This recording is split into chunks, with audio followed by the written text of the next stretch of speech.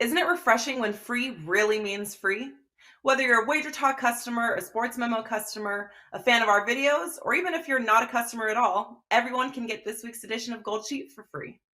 Enjoy write-ups and stat logs on every college football game this week to see the new and improved Gold Sheet layout for this season. To download, log into Gold Sheet's website using username free@goldsheet.com and the password free. No coupon, phone number, or email address is required. It's that simple. Come see why Gold Sheet has been this country's premier football betting newsletter for over 6 decades.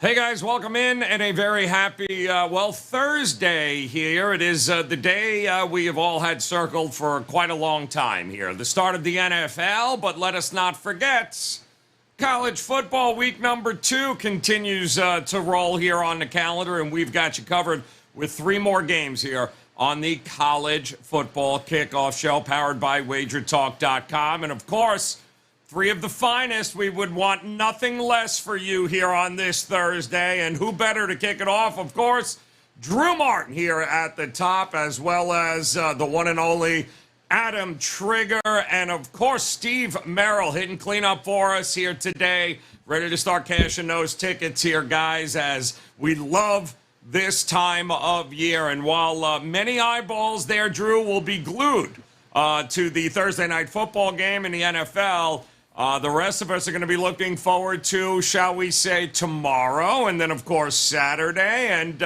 it just keeps rolling here, my man, and so do you. What do you got going on at WagerTalk.com on this week, too? Sure, Joe, and then we got baseball going on as well. I've been seeing that pretty well. It's just a lot to keep up with, but, hey, it's a fun time of year. I was down week 1, Joe, but, that's what week 2 is for, bounce back mode, and I'm ready to get after it and ready to break down these games with you fine folks. I'm telling you, man, it's a lot of money on this board, Trig. Lot of money. And I know as well as the KBO here, of course, you'll be on that show a little bit later here at Wager Talk today. You just love busting Tokyo Brandon's balls. It's fantastic.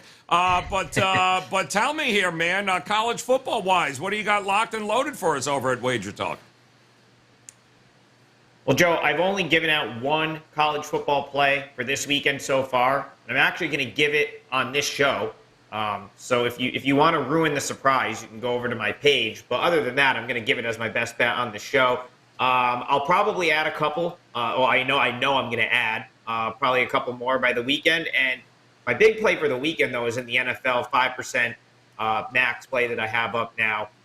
I had a great NFL and college football season last year. Not a great college football week 1, so I'm hoping to bounce back just like Drew. But hopefully we can keep it rolling this season and have another great football season as well.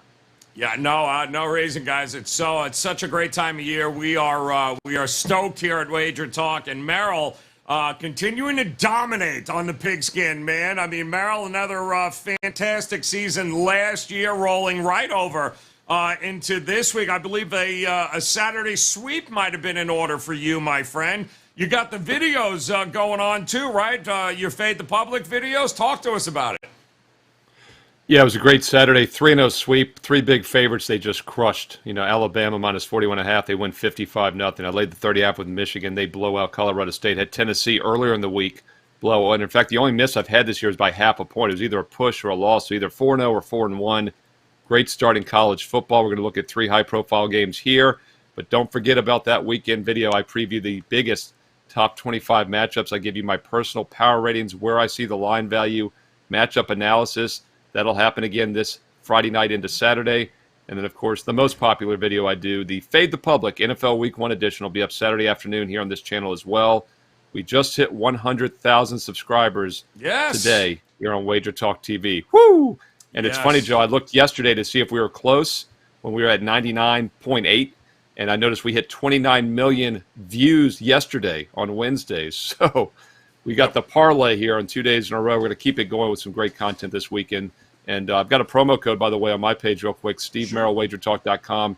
25% off any subscription right now with Steve25. More details on my page, Steve Merril, WagerTalk.com.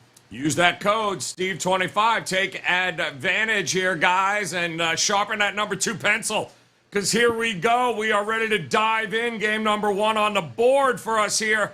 How about it? South Carolina against Arkansas. Big Silver. We got some Arkansas fans on Twitter. That is for sure, man. They love their team, and they should. Pretty good showing yesterday, but they're laying more than a touchdown here, Drew.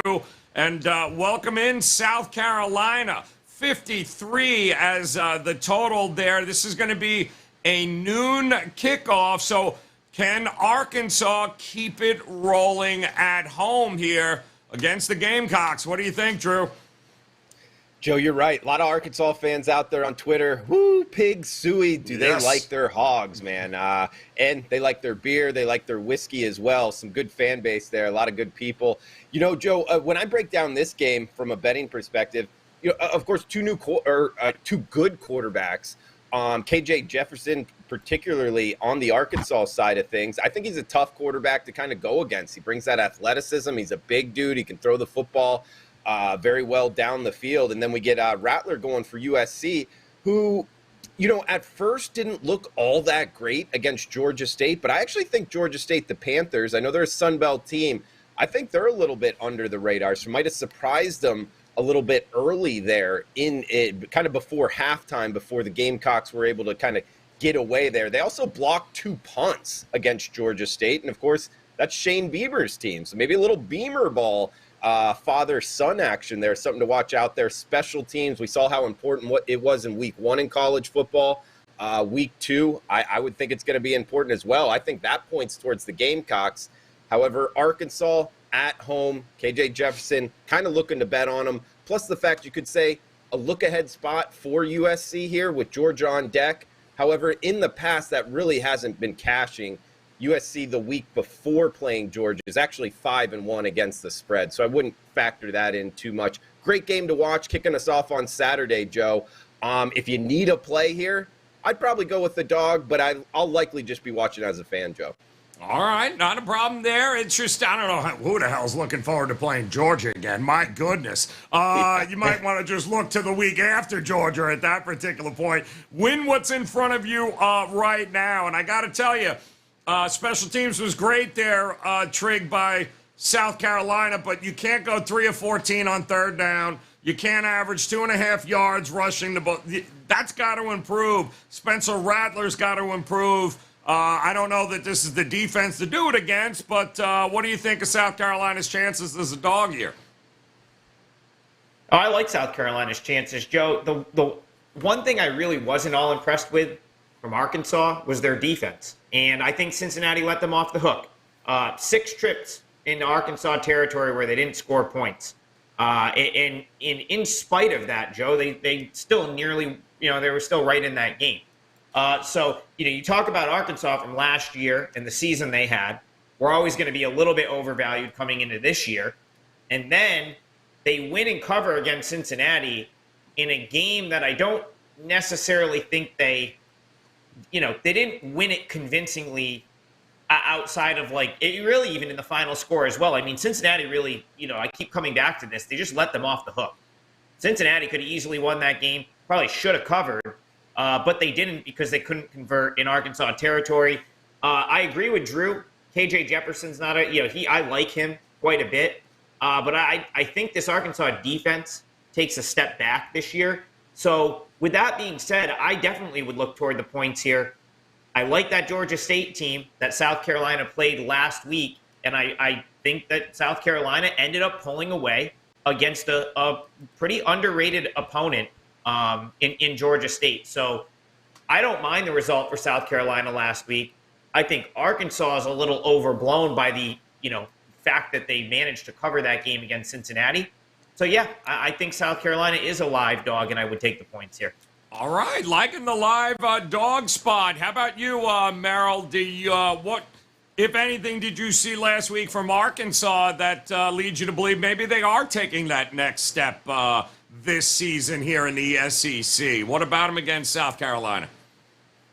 Yeah, I actually talked about Arkansas in that top 25 video last week, and that was, there were 2 huge games last week. Everyone knew about Oregon, Georgia, and of course Notre Dame, Ohio State, 2 top 5 teams. But people probably forget there was another top 25 matchup last week, and that was Cincinnati, Arkansas. So, we talk about a possible look ahead for South Carolina against Georgia at home. This also could be a little bit of a flat spot for Arkansas because Cincinnati was a Final Four playoff team last year. So that was a big non-conference game.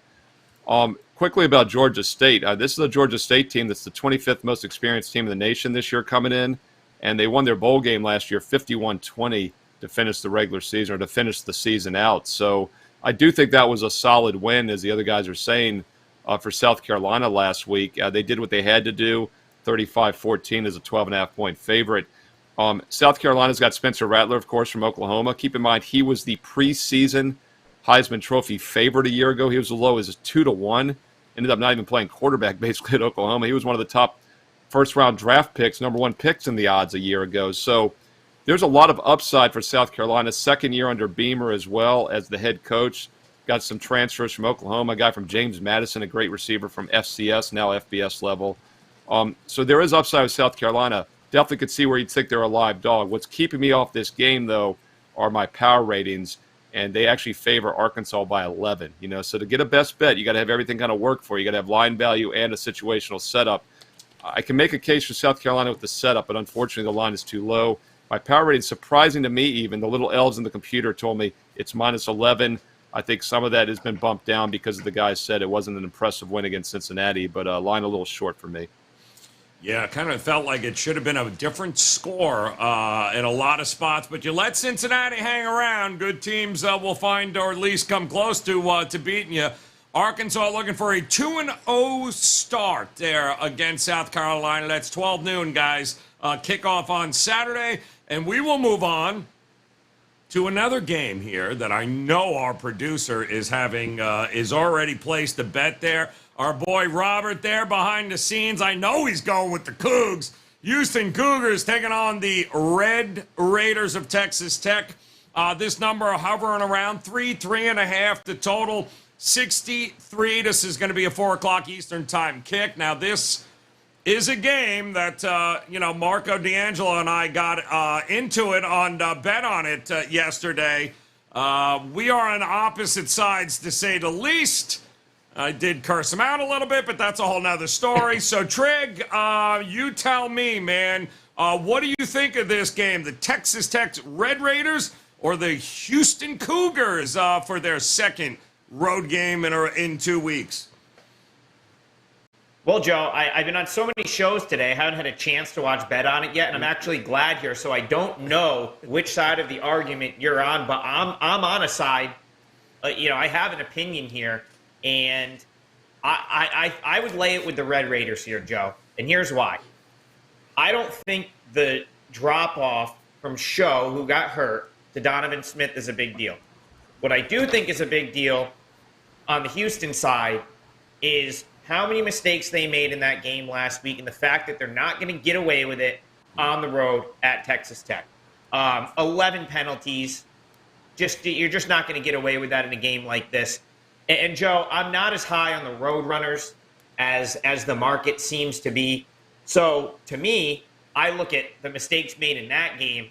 I look at Texas Tech as a pretty substantial step up here, not to mention, they're going to have to travel. And after a game of that magnitude, winning a game the way that they did could be a tough spot for them to bounce back. Texas Tech, again, you're going to hear about the quarterback getting injured. It's the same guy that got injured last year, and Donovan Smith played in 8 games. So I don't think they're going to have a huge issue there with Donovan Smith under center. I like the Red Raiders. I would lay the points here. I think Texas Tech wins this one going away. Nothing else really to say there. All right, good. Let's go there, Merril. Talk to me here. It's interesting because I'm wondering if maybe the perception of Houston from a 12-2 season is, hey, they just couldn't beat Cincinnati, and kind of thinking that's rolling over to this year, and maybe everyone seems to think that maybe Texas Tech, the perception of them is, yeah, they're not Texas, they're not Oklahoma State, they're not OU. They tried, they're just no good. What do you think of both of these teams heading into the second game?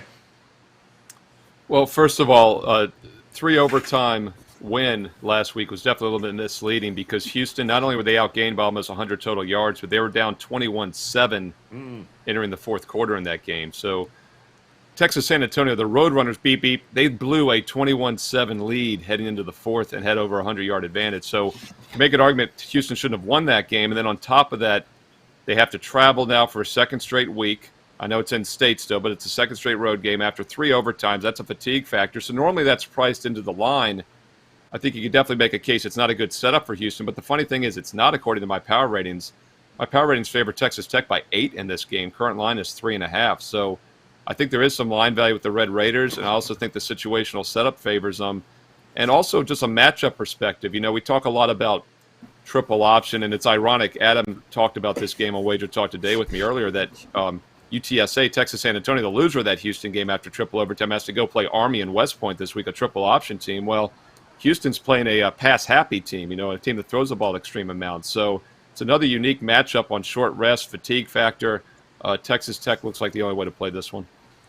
You know, he brought up Donovan Smith, the quarterback, the backup quarterback, Drew, of this Texas Tech team, which also was the same guy that played the last 4 games last year for him, almost upended Baylor. And, oh, yeah, by the way, won the MVP in a Liberty Bowl. And now he's your quarterback going up against Houston, who got lit up by a running quarterback, Frank Harris, on the Roadrunners for over 330 yards.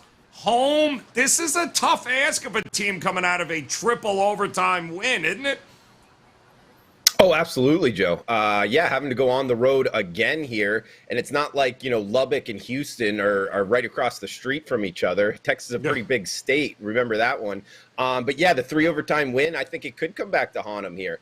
And kind of be a factor in this in terms of fatigue. You know, with Adam bringing up the Army Black Knights situation for UTSA, yeah, I jumped on Army. And to tell you the truth, this is almost that same type of situation. Maybe not as bad because, you know, defending the option takes I don't want to say more preparation, but it's more of a headache than maybe defending the spread pass happy attack. But still, I think that there's something to that. Absolutely, Joe. A future Big 12 conference matchup here. And to talk about Donovan Smith, you know, I don't think there's much of a drop off at all. I think he brings a lot of upside to this offense. So I will say this, though, about Houston. This is a really good team. I mean, this is a team I think will win the AAC. And the AAC looks to be a pretty good conference here. Texas Tech, I'm still wanting to learn a little bit more. If you made me bet this, I would be on the home team, the Red Raiders in Lubbock. However, I haven't gotten there yet because Houston really might be that good. And I don't want to downgrade them too much just because of the situation, Joe. Yeah, I mean, listen, it was an 18-play drive, I think, there in the fourth that got them to that overtime. So they showed up when they needed to show up. But keep an eye on Tech guys all year long because the new coach, McGuire, his first hire was to bring over the OC from where? Western Kentucky. And those of you that enjoyed that Western Kentucky offense where we're going to throw it all over the yard there, it should be an interesting Texas Tech team this year, both offensively, certainly offensively, and defensively. And Houston, of course, well, let's see if they can continue to roll what was a great year last year. They got the win number 1. Can they get win number 2? That game, 4 o'clock on Saturday, guys, which leads us to the holy shit, did Arizona win a game? Taking on Mississippi State. It's not really their name, but my goodness, that was pretty much the reaction of everybody going, wait, what? Arizona? Well, was it a fluke? Was it not a fluke? It's one thing to do it against, well, anybody else outside the SEC. Mississippi State, 10.5 is what they're laying here, Merril, with that total 60.5. What do you think? Is this a new Arizona? Maybe a start of something fresh here?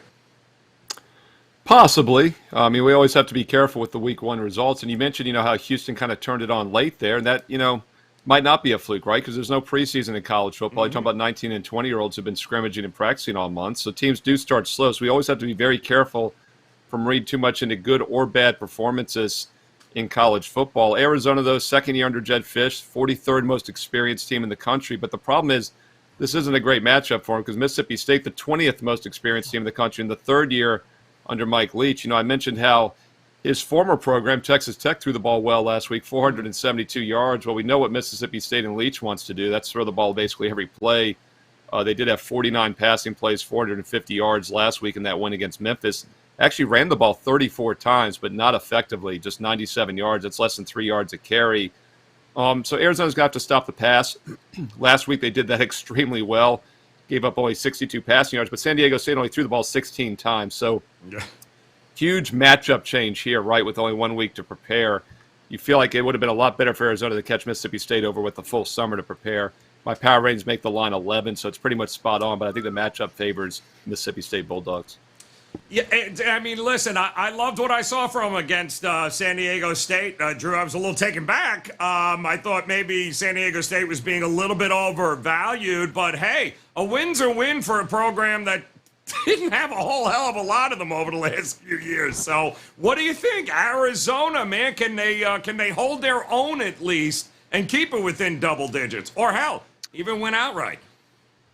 Sure, Joe. I mean, it's a great handicap here. I think we're going to learn a lot about both teams. And you talk about Jed Fish Wildcats team here in Tucson at home. And the way that they looked week one on the road in San Diego, a really hot game. There's reports out there about the sun and that new stadium, Snapdragon Stadium, that they were opening. And Arizona went in and kind of ruined the opening party there for San Diego State. But I think there's actually something to this. I think Arizona is on the upswing. I really do, Joe. I mean, they have, 50 new players from last year? So if you're kind of doing your ratings off of, the 1-11 Arizona team from last year, I think you're doing it wrong. You can't handicap like 5-10 years ago. This transfer portal thing is really kind of upending college football. You got to be able to be quick on your feet here. And I think Arizona is kind of like prime example of why, a 38-20 win over a good San Diego State team is something to take notice of. They are at home. Now they're having to take on an SEC team here, Mississippi State, that needs this win. They look good against Memphis. Leach is going to have the guys ready to go, throwing the ball around, bringing up the point of it's kind of a difficult offense to prepare for, just with 1 week here. Plus, worry a little bit about the trenches. This is an SEC West team in the Bulldogs. Do they get pushed around? They might a little bit, but to tell you the truth, Joe, I think Arizona stays within doubles. I think the home dog is barking. I'll take the points, though, with Arizona. I couldn't have been more impressed, and I tend to agree with you here, Drew, but Trick, it's funny because this is what Drew and I love to refer to as the late-night degenerate special game here on the weekend. So which means by the time this game is coming to a close, it's going to be about 5, 6 o'clock in the morning on this side. So what do you think here? I mean, you got a Mississippi State team traveling out west, time difference, 10.5 points. What do you think? Joe, this is such an odd game. I'm just going to start with that. But, Mississippi State heading out to the desert to play this game, 11 Eastern kick. It's just, you have Arizona, who won 1 game last year, comes out and wins week 1. Normally, I want to fade that, but I'm kind of with Drew. I think that I don't think the market's fully adjusted to how good Arizona was last week. And then the 1-11 from last year, I think, is still dragging them down to the point where you're getting, almost a playable number here at 11. I kind of agree with Steve. That's probably the number's probably right, 10, 11. But if I had to take a side here, I'm certainly going to take the points. I took a loss with UTEP last week. They played Oklahoma. And one of the things I think I was wrong about in that game was I said, I don't think UTEP's going to miss Jacob Cowing that much. And they clearly did. And then it's no coincidence that he was the best player, in my opinion, on the field for Arizona in that game against San Diego State. And listen, Drew mentioned it. They went out, they got players, and they're going to be better than they were last year. We saw it last week in the fact that they got a win. And I don't necessarily think the market has adjusted to just how good they might be this year. Not to mention, of course, Mississippi State's going to get some love for Mike Leach. Rogers is awesome. He's got some great skill players there. And I'm hearing a lot, Joe, of, okay, well, Leach coached at Washington State, so, you know, he knows the Pac-12 and whatnot. But that also means Arizona's had some, you know, the Arizona program, if you will, has had some exposure to Leach as well. It's a tough one, guys. I don't see myself getting in a window with this with a best bet or anything. But I couldn't lay it in this spot. I'd have to take the points with Arizona. I think they're a little bit undervalued. I would take the points in this game.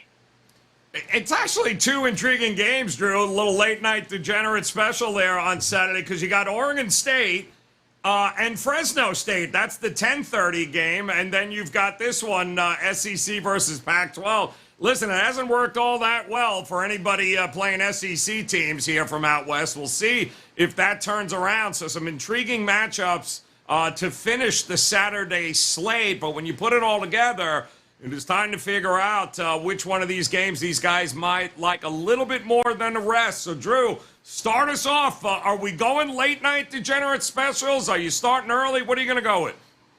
Joe, I don't know if I've been this excited for a Saturday night late night action than I will be this Saturday night. Look at this, guys. We got New Mexico State UTEP, the battle on I-10 there, Baylor BYU, Oregon State Fresno State, Mississippi State Arizona at 11 in the late night degenerate special. Oh, by the way, there's a numbered UFC event as well on pay-per-view. So a lot to keep up with. Maybe your local sports bar might be the place to go this Saturday night. That's where I know I'm going. And yeah, Joe, I'm jumping on it. We need something in this degenerate special. I'm making it my best bet for the show.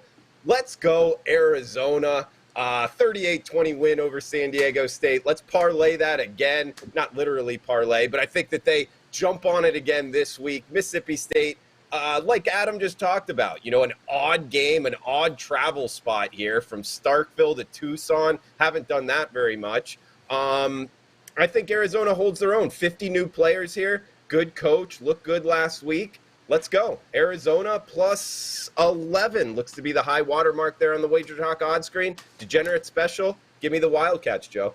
Always count on Drew to deliver with a late-night Degen special on a Saturday night. Love it. All right, talk to us here. What do you think there, Trig? Which one of these games are you leaning towards?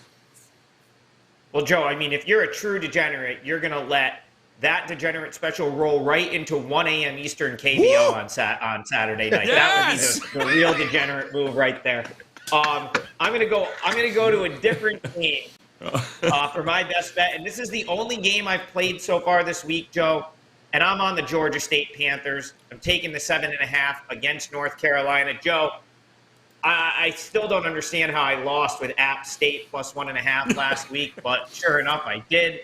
And listen, North Carolina allowed 40 points in the fourth quarter of that game, still managed to win. They gave up 61 in the game. They're only the 16th team in the history of the FBS to give up 60-plus and win. Gene Chiswick's supposed to come in and revamp the defense. 650 yards he allowed to App State in that game. Suddenly here, North Carolina is sitting there at 2-0, and I'm just not buying it with this North Carolina team. I talked about it earlier in the show. Georgia State was impressive against South Carolina. That final score is a little bit deceiving. That was a 20-14 game in the third quarter. There was a couple special teams touchdowns. Listen, Georgia State's got an experienced defense.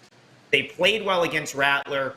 So that team is one that I think the final score against South Carolina doesn't really do them any favors. They ran for 200 yards, and North Carolina just cannot stop the run. They couldn't stop it last year. They couldn't stop it last week against Appalachian State. And you go back to the South Carolina game, Georgia State actually outgained the Gamecocks 311 to 306 in that game. I just think North Carolina's a fraud. Can't lay 7.5 with them. Have to go against that. So it's a 4% play for me. I'm taking Georgia State plus the points, and would not be surprised, Joe, if they won this game. Gotta be one of the more steamed games of the week, too. 9.5, and that lasted all about 30 seconds as he's talking right now. 7.5. It is just, it has been bet. So you're not alone, Trig. There's an awful lot of people going, I don't think so, North Carolina. Although people wanted to know, what are you going to do without Sam Howell? That kid is pretty impressive there at North Carolina, so should be the future looks bright for him. Merril, what do you think, though, man, with this slate of games coming up in a week, too? You got one you like a little more than the rest? And give them the promo again, the code there. Yeah, 25% off any subscription through this weekend on my page right now, Steve Merril, WagerTalk.com. Steve25. Steve25. Full details on the website. Don't forget, College Football Top 25 video and my Fade the Public NFL Week 1 videos will both be up this weekend as well here for some bonus content on WagerTalk TV. We talked about the tough spot for Texas Tech. The tough spot for Houston at Texas Tech after the triple overtime win. I would lean Texas Tech, as I mentioned earlier in that analysis. I'll give you a little two-game parlay triple overtime fade here, and that's the other team in that game. UTSA Roadrunners, beep, beep. They have to go to Army all the way from Texas over to Army. Not only are they coming off the triple OT, but don't look now. They got a huge look-ahead game next week at Texas, and then they play Texas Southern after that. So this is their only non-state of Texas game. Hard to imagine they're going to be fully focused here. And then on top of that, not good when you're not fully focused and you're fatigued to be playing a triple option military school. So really like the setup here. Adam Trigger talked about this game earlier on Wager Talk today on Thursday with me and Teddy. So I know Adam's on board with this as well. And, Army played Coastal Carolina tough last week. They lost by 10. Coastal is a very good team the last few years. Army has been improved as well the last few seasons. So I think it's a good bounce back for Army, bounce back spot. Power ratings make it 2.5. That's exactly where the line is. So there's not any line value, but I think the situational setup is worth more than the little elves in my computer realize when they make the numbers. And I like Army to win this one outright on Saturday afternoon. All right, like an Army. I can't argue with you guys there. I like the under in that game as well. But, hey, I think Drew agrees with all of what we've said there. Drew, what do you think? Let's get a yeah? All right, Drew looking good, man. He's happy with the selection. So one more time, let's roll through him here as a recap. Look at Drew's just happy to be able to say that he's taking Arizona and the 11 points. That's what he's doing. Late night DGen special there, Saturday night, Mississippi State. We also got Trig, Georgia State. Screw you, North Carolina.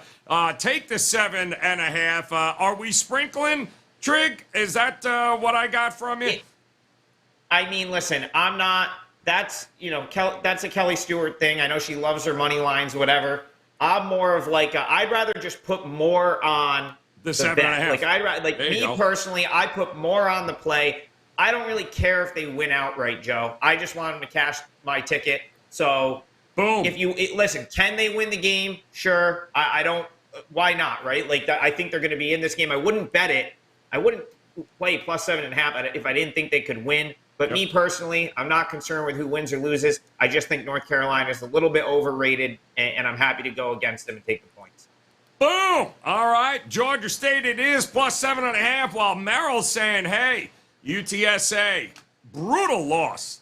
3 overtimes, couldn't get it done against Big Brother, so now you got to go to West Point. Oh, good luck with that. Army plus 2.5 on that one. And guys, don't forget, over at WagerTalk.com, you can visit Drew Martin. You can visit, of course, Adam Trigger and Steve Merril. Don't forget Merril's code there, Merril25 on his page right now. 25% off here, guys. 3-0 coming off last Saturday, and there is no reason not to make it a profitable Week 2 in college football, guys. Head over to WagerTalk.com. Check out the live odds page as well for all the latest up-to-date information about what's happening in the market. And then, of course, download the app, the brand-new WagerTalk TV app on all the platforms, guys, whether it be Google, Apple, and, of course, your smart TVs, your tablets. Download it. Take us with you everywhere you go on demand. Great stuff there. And come back and join us again tomorrow. We got 3 more games heading into the weekend we're going to break down for you. But until then, on behalf of Drew, Trig, and Merril, appreciate the time, guys. Thanks for hanging out with us. Best of luck this weekend. We'll talk to you again tomorrow. Good luck.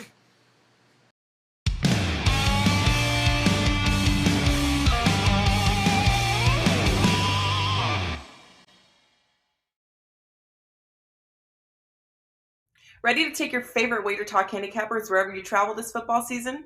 The WagerTalk TV app is now live for phones, tablets, smart TVs, and streaming platforms. Tune into your favorite shows like WagerTalk Today, Bet on It, and the Opening Line Report. Plus, browse through our extensive library of sports betting tips. Create your personal playlist of betting tip videos to help you prepare for the upcoming season, and set notifications to alert you when new content is added. Download the app for Apple, Android, Amazon, and Roku devices by searching for WagerTalk TV, or scan the QR code on your screen to join the winning conversation today.